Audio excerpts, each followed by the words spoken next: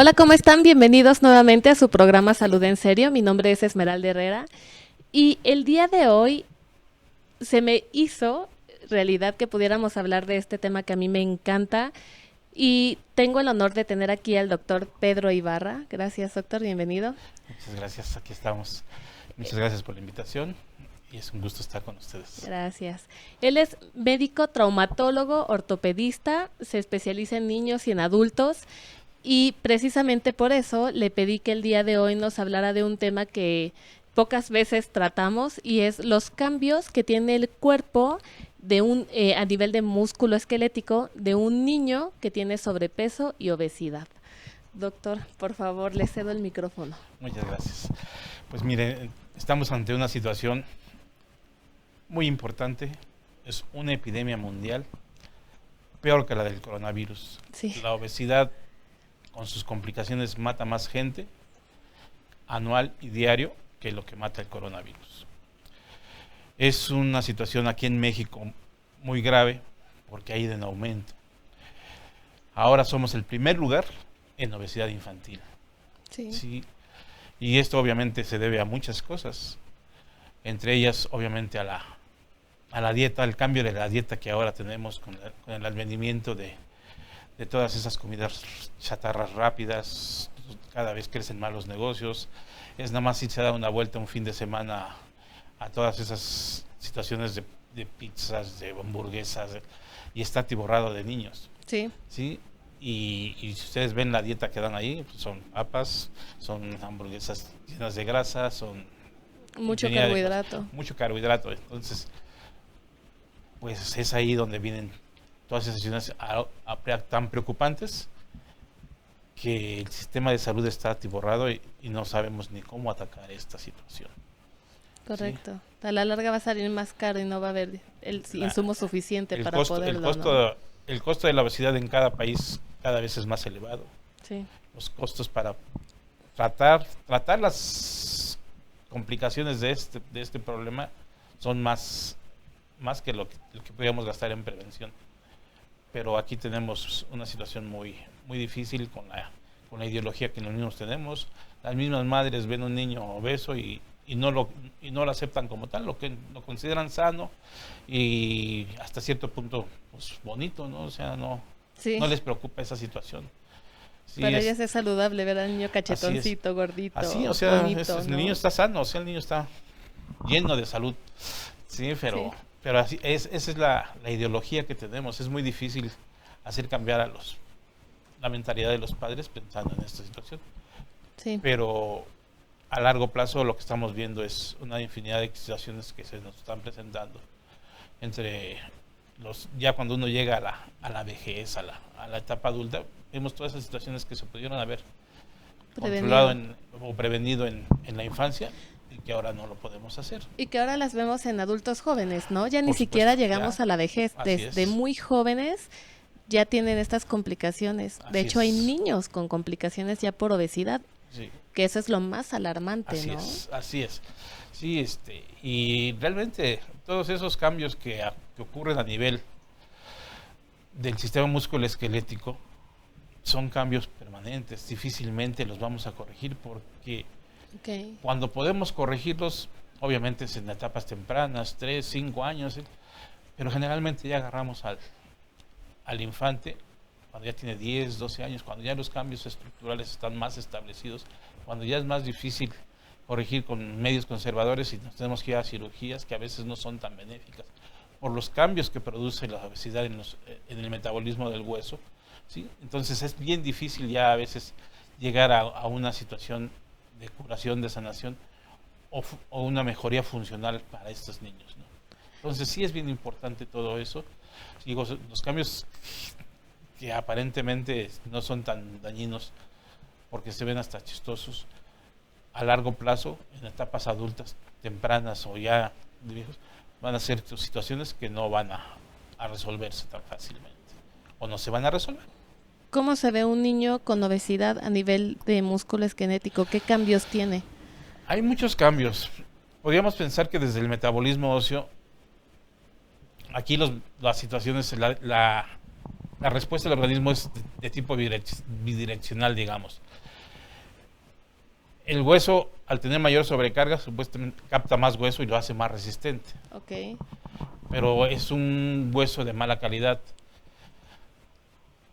Esa situación conlleva obviamente a ir perdiendo situaciones que van haciendo al hueso más débil y lo hace propenso a fracturas. Aunque estadísticamente dicen que la sobrecarga nos va a condicionar un hueso más fuerte, hay otras situaciones en las que se liberan sustancias dentro del organismo que provocan que esta misma situación se pierda, el calcio se pierda, no se absorba como debe de ser. Entonces, por eso es que es una situación bidireccional la que tiene la obesidad sobre el metabolismo óseo. Entonces son niños que se vuelven más propensos a fracturas en cierto modo. En cierto modo, aunque como te digo, no está bien establecido que la obesidad sea condicionante de osteoporosis, pero sí condiciona una mayor pérdida de la estabilidad ponderal del niño. O sea, los cambios que van provocando los hacen más torpes. Ok. ¿Sí? Y esto condiciona caídas y obviamente estar más propenso a fracturas. Ok. Así es. Eso es por un lado. Ya en cuanto a lo que condiciona un niño obeso dentro de lo que es la estructura del hueso, obviamente en la infancia tenemos lo que son los discos de crecimiento, que son zonas donde el hueso hace su crecimiento en forma longitudinal. Entonces los huesos largos como el fémur, como la tibia, como el húmero, pues obviamente de todas esas fisis de crecimiento, de esas líneas de crecimiento, pues ahí sobre todo en las extremidades inferiores, no tanto en las superiores. Las extremidades inferiores son zonas de carga. Eso nos carga. Entonces, hay una situación que provoca debilidad en las fisis de crecimiento. Entonces, uno de los principales problemas que se presenta en niños obesos es el deslizamiento de la cabeza del fémur. ¿Sí? Ok. A las vértebras se provoca un deslizamiento de la cabeza del fémur que puede provocar una incapacidad momentánea y una incapacidad posterior. Lo que pasa aquí es que difícilmente agarramos a los niños en etapa aguda. Casi siempre los agarramos ya que pasó. Entonces ya está deslizada la cabeza, eso va provocando cambios adaptativos de esta cabeza. Se pierde el crecimiento ponderal, hace cabezas más grandes y esto va a condicionar a largo plazo un desgaste prematuro de la articulación. Entonces ahí es donde tenemos niños o adultos jóvenes con alteraciones de la articulación, ¿sí? Candidatos a prótesis de cadera. Por eso dice que llegan a cirugía. Así es. Porque no se ven en etapas tempranas. El deslizamiento de la epífisis femoral es quirúrgico en el momento en que lo agarremos. Wow. Hay que reducirla si se puede, si la agarramos en etapa aguda, reducirla y fijarla. Siempre es quirúrgico. Siempre es quirúrgico. ¿Sí? ¿Cómo te puedes dar cuenta que tu hijo está presentando algo así? Generalmente, como digo, las características de esta situación son niños obesos con una característica que generalmente se presenta entre los 10, en promedio en los 10 años. Okay. Son niños adolescentes, digamos. Sí, que de repente con un dolor inguinal agudo, a nivel inguinal, y una marcha claudicante, o a veces incapacidad para la marcha. La etapa aguda le incapacita para apoyar esa extremidad. ¿Sí? Entonces, ahí es donde nos damos cuenta, y obviamente ya la exploración, pues limitación de la movilidad, a la rotación interna, a la rotación externa. ¿Sí? Entonces, eso es lo que lleva. Y son situaciones muy frecuentes, cada vez más frecuentes, cada vez, y que muchas veces se nos pasa el diagnóstico, si no lo pensamos. Entonces, esa es la situación primordial en este caso. Hay otras situaciones que obviamente van condicionando deformidades angulares de las extremidades. ¿Cómo es? Como esas piernas que se abren. Como los niños charros o los niños valgos. Generalmente la deformidad más frecuente que puede condicionar es el valgo. ¿Por qué?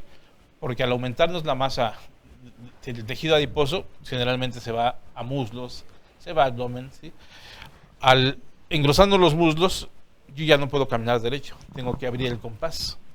Pero valgo es que se hacen los pies hacia adentro, o sea, no la pierna de charro. No, ese es varo. Adentro, ¿no? Los charros son varos. Sí. Las rodillas en X son valgas. Okay. Esa es más común. Y es la deformidad más común en un niño obeso. Ok. ¿Sí? Yo lo veo mucho en los adultos con obesidad y sobrepeso, pero eso quiere decir que desde pequeños nunca se corrigió. Porque es un cambio adaptativo a esta obesidad. Les digo, nos van engrosando. Entonces, si yo camino derecho, me tropiezo y me caigo. Entonces, el organismo empieza a hacer esto, empieza a abrir el compás. Al principio es adaptativo, se puede hacer algo cuando empieza. Pero después, digo, se hace más estructurado y ya no es tan fácil corregir esto. Generalmente llegan a terminar en cirugía. ¿Sí? Y esto obviamente si se va dejando a evolución natural, pues empieza a dar alteraciones en los pies, porque el pie empieza a caminar, a pisar también hacia afuera, se prona el pie, entonces caminan así como dificultades para la marcha, obviamente. Por eso es que digo, los hacen más torpes para caminar, porque ya no pueden caminar, menos ágiles. Y ahí es donde condiciona que el hueso se vuelva más débil, porque no se usa en forma adecuada, no hay una resistencia adecuada, entonces el hueso obviamente va desmineralizándose. Entonces súmale que el hueso va desmineralizándose, se hace más débil. Así es. Y todavía con la adaptación del hueso para poder compensar y caminar, y la marcha torpe, pues es un niño que fácilmente se te puede fracturar. Sí, y obviamente, pues obviamente condiciona pie plano. Un pie plano que no vamos a corregir. Claro. Porque mientras no corrijamos el eje de carga de la extremidad, no puedes corregir el pie plano. Sí, es una adaptación que el mismo organismo está condicionando al tipo de deformidad que tenemos. Ok. Pero esta condición en valgo, ¿sí se puede corregir en un adulto? Sí, generalmente terminan en cirugía. En osteotomías. Digamos, un adulto joven, hay que hacer osteotomías, dependiendo hacia dónde nos va la deformidad. Generalmente la deformidad está a nivel del fémur.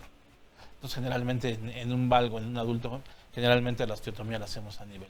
¿Qué es osteotomía? Corta. Hacer una fractura. Hacer una fractura para alinear el hueso. ¿Sí? Y fijarlo con lo que tengamos, generalmente con placas, tornillos actualmente. Antes usábamos algo muy grotesco, o todavía se siguen usando, que son los fijadores externos. Esos pacientes que los ven con clavos por fuera. ¿Sí?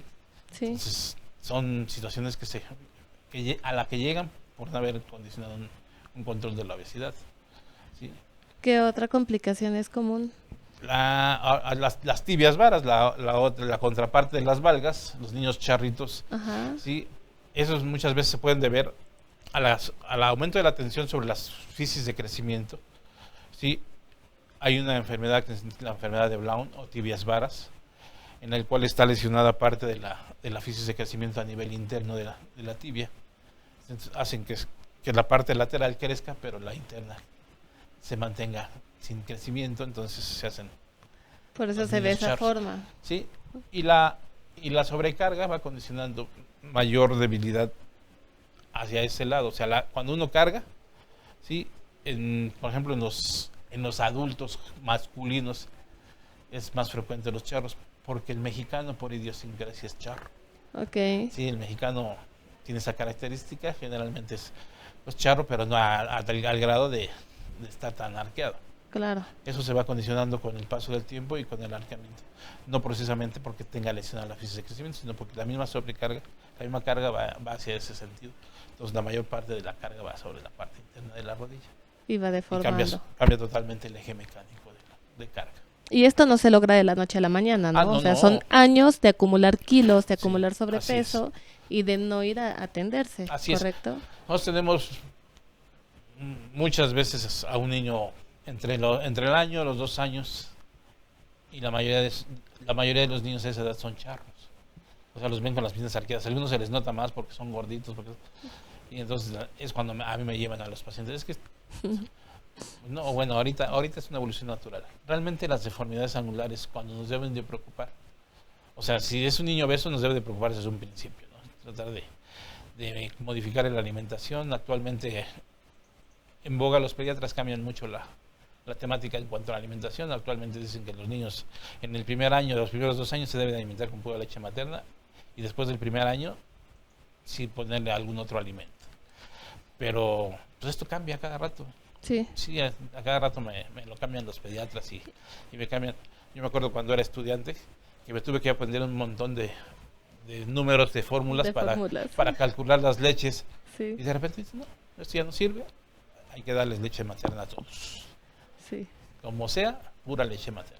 Y eso es entre médicos. Ajá. Ahora, mamás que nos resistimos más a ciertos cambios, yo me tomo mucho cuando le digo a las mamás, ¿tu niño también tiene que estar a dieta? No, él con que haga ejercicio.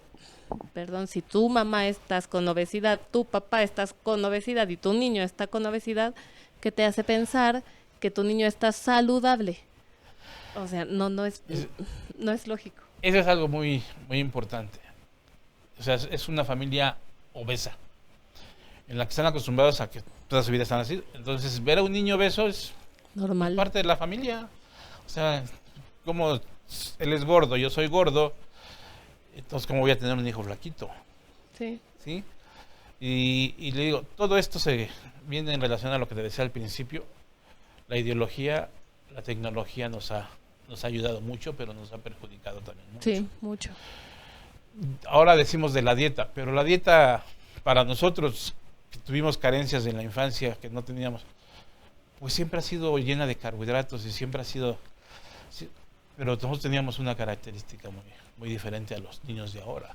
Corrían. Sí, nosotros salíamos a jugar a la calle, Sí. corríamos, saltábamos, brincábamos, a donde fuera, y nos subíamos a los árboles y nos bajábamos y jugábamos a las escondidillas y jugábamos a los encantados y jugábamos, hacíamos actividad física todo el día. Los niños de ahora, y culpa de nosotros. Sí, no. A un niño de 8 años ya le estamos dando un celular, una tablet, y el niño se la pasa sentadito jugando con la tablet, jugando con el celular. No hacen actividad física.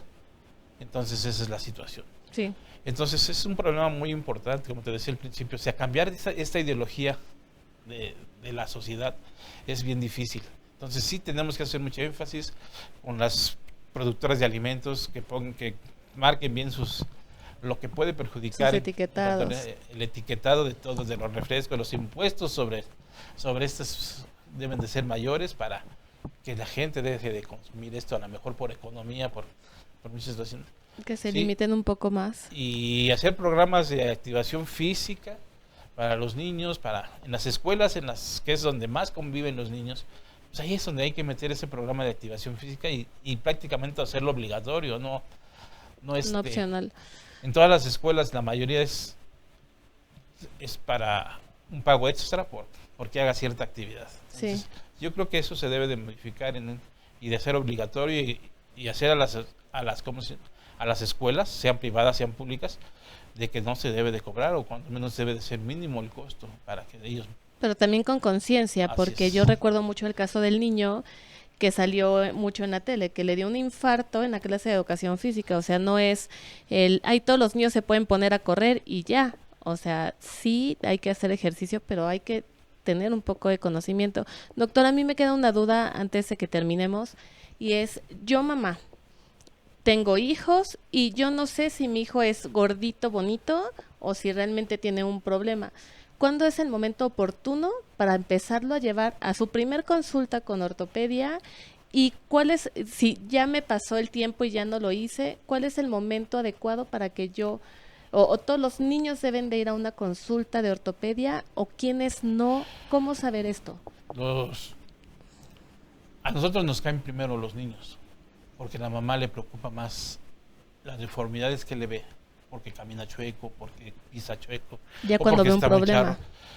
Más que decirle, ay, está muy gordo mi niño, ¿sí? Los pediatras manejan las tablas de percentiles, Ujú. ¿sí?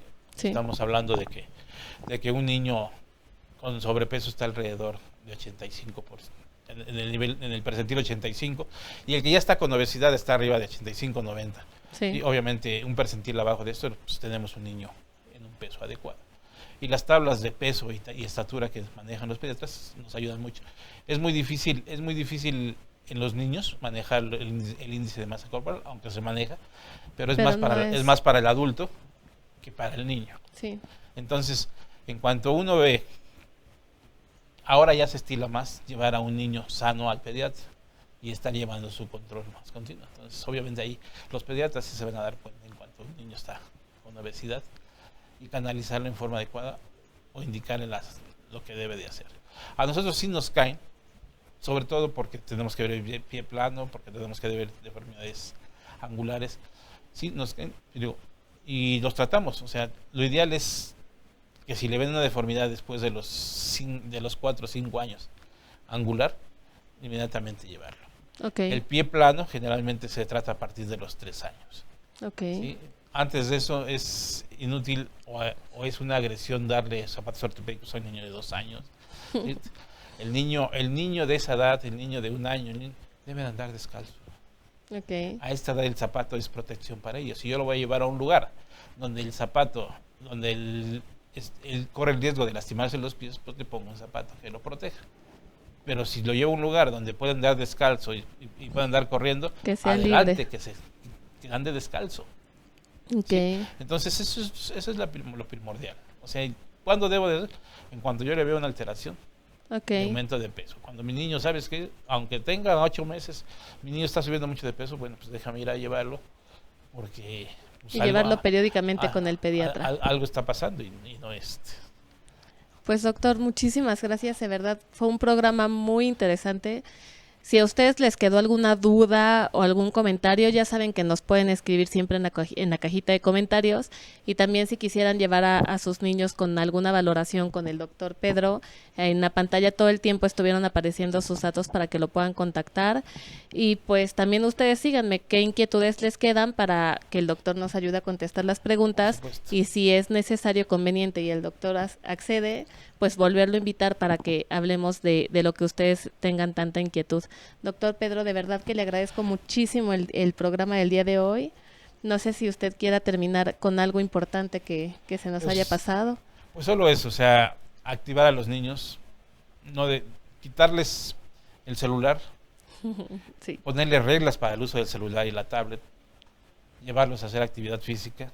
No es necesario inscribirlos en un club, con que los lleven al parque y que corran ahí un rato, se suban a los juegos, y anden. Pero a correr, no a los carritos eléctricos, así por es. favor, en el Sí. parque. Me ha tocado ver. O sea, es difícil quitarles el gusto de decir, mamá, quiero una pizza, bueno, o sea, pero no que se haga constante, no que sea una situación de diario, de cada 8 días. Sí se puede hacer, pero con mucho cuidado, ¿no? Empezar a hacer yo creo que eso es conciencia. hacer conciencia, es primordial en la sociedad, de que la obesidad nos va a romper todo nuestro esquema de salud, ¿sí? Entonces, ahorita Prevenir. tenemos el 32% de los niños entre 5 y 12 años con obesidad o sobrepeso. Y esto va a ir aumentando. Y está en nuestras manos frenarlo. Así es. Doctor, le agradezco muchísimo por haber aceptado la invitación. Es un honor. Mucho gusto. El gusto es mío, estar aquí platicando un poquito de mi experiencia, de las situaciones que he visto y lo que está pasando aquí en el país. Y a ustedes muchísimas gracias por habernos acompañado una vez más en su programa Salud en Serio. Nos vemos el próximo jueves. Adiós. Bye.